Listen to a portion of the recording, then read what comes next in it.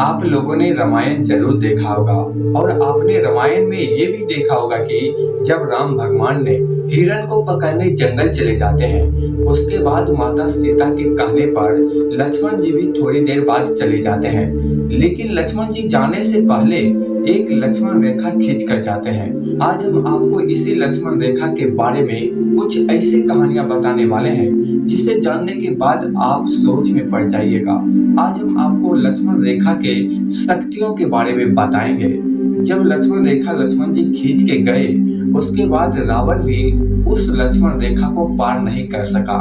आखिर उस लक्ष्मण रेखा में कितना शक्तियां था जिसे रावण भी पार नहीं कर सका।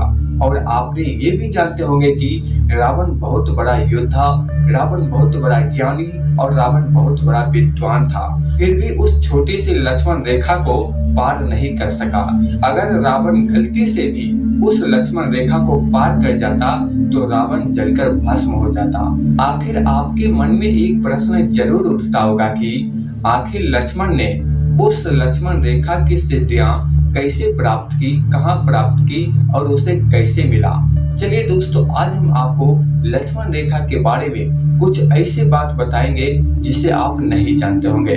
तो वीडियो को शुरू करते हैं। जब वन में लक्ष्मण जी माता सीता की रक्षा के लिए एक घेरा बनाया जिसे लक्ष्मण रेखा कहा गया।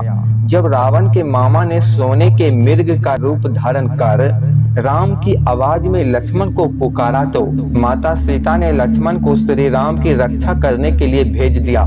उस समय लक्ष्मण ने माता सीता को समझाया कि यह एक माया है, लेकिन माता सीता ने लक्ष्मण की बात नहीं मानी और उनके आदेश पर लक्ष्मण श्री राम की सहायता के लिए निकल गए। लेकिन जाने से पहले लक्ष्मण जी ने माता सीता की झोपड़ी के चारों ओर एक सुरक्षा रेखा बना दी ताकि बाहर से कोई प्राणी अंदर न आ सके।